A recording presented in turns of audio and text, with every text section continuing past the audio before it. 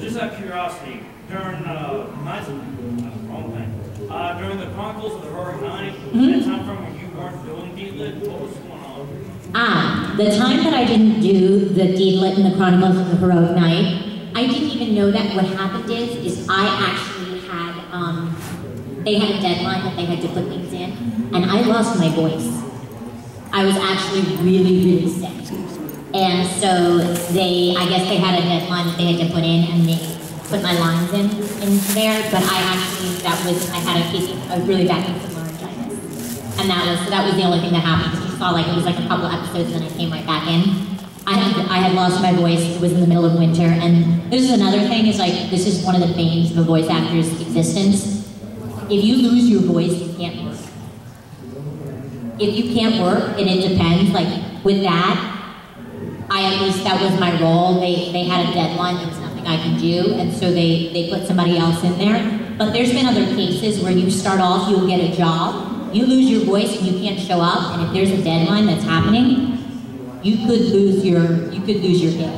So it's very important that you carry a fake cigarette like that around, and never a real one, because that would damage your voice. So if you could tell me where I could get that, that would be fantastic. I'm jonesing over this because it's just so cool looking, and it sparkles in the light.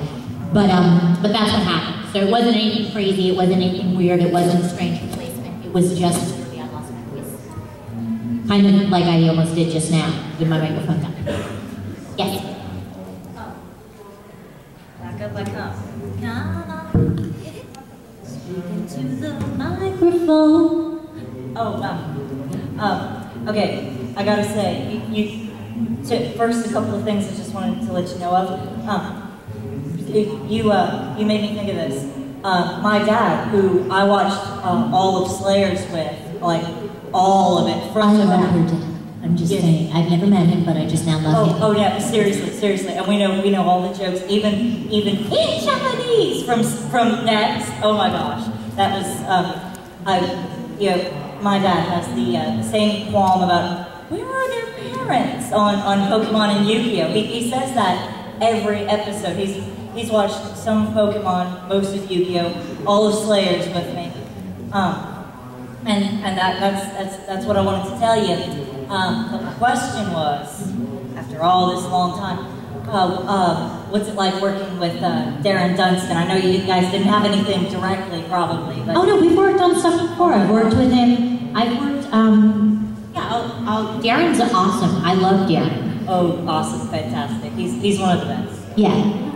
Darren is cool. I've worked with Darren as a director, and I've also directed Darren.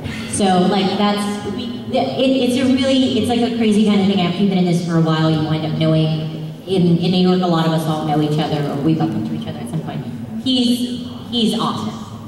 He's awesome. He's a very cool guy. He's very awesome in the booth, and he's very fun and relaxed and chill, and extremely talented, and an amazing singer and pianist also. He's a great talent. There's a lot of you, you got to see, if anybody got to see Eric play, obviously you guys, everybody knows Big Sayings, but Eric, there's a lot of us who, we come here mostly and talk about the voice work that we do, but a lot of us have done a lot of other stuff outside, which is Jason, who plays Sonic, does a mean Elvis. If you ever see him, ask him to sing Elvis, because it is spot on awesome. I hope someday he'll wear the outfits, but it's maybe pushing it a little bit. But Darren is awesome. Darren is very, very cool. Yeah, we did a show called Raji, who's one of the cast members in that too. So I see him a lot coming through. Yes. As a bartender, what is your favorite alcoholic drink? As a bartender, my favorite alcoholic drink? Oh, I make vodka tonic, girl. Clean and smooth. That's it. Straight things and water. For all of you under the age of 21, water is the best drink that you can get at a bar. Please, continue to buy them. If you're under the age of 21, don't do that, but if you're over the age of 21, come to me and I'll give you a list. We'll confirm. It'll be good. Other questions? Yes. What characters that you voiced most like you? That's actually a good question. What character that I voiced is most like me? As I sit up. Okay, I'm gonna scare you all now. I think that I am a combination of, I would say I've got, if any of you have watched Tyler, combination of Asleen mixed with Lena. I actually, it's sad, but I actually, like, one of the things I like about her is that she's jumpy and she's all over the place. So I actually do have that in common with her, is a slight bit of ADD minus the magic of destroying things.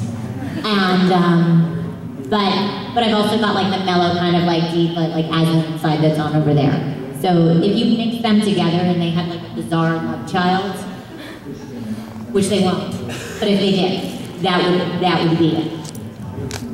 I'm trying to think, probably there's other ones too.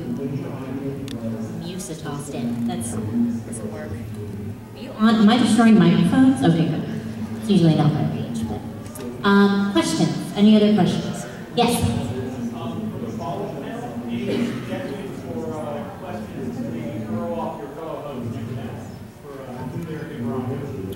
Oh, I'm sure we'll throw off each other enough. Like, it's going to be fun just having the three of us up on there. Like, we all haven't.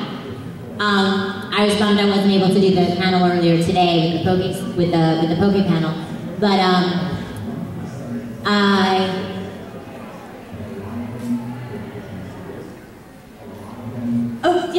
I'll come to me after. If I think of something, I'll say. We'll throw some stuff up. There's some fun stuff over the years that we've gone through. I can't wait to tell my first story of meeting Eric Stewart for the first time. That was a magical thing. So I'll tell you guys that later. But any other questions? We'll talk after. I'm like I can't throw them off because then they'll throw me under the bus when I come back. I'll be like carried out in a handbag or something, or not make my flight back to New York. Like, what happened? Well, you know, I spilled the beans. What? At the end of the late night panel last year with the big question. Oh, like yes. Like we said, all those after 8.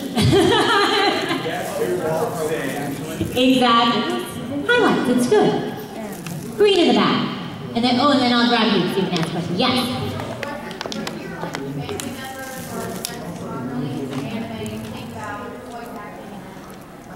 Actually, a lot of my family members, this is actually, that's an interesting question. Most of them, they love it, they think it's awesome. Most people think it's really cool. But my introduction to anime actually came before I ever did any anime.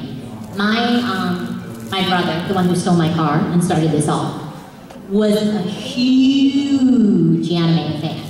So there was anime all over. Like I had watched stuff before because I had because I was a younger sister, so I stole all his things.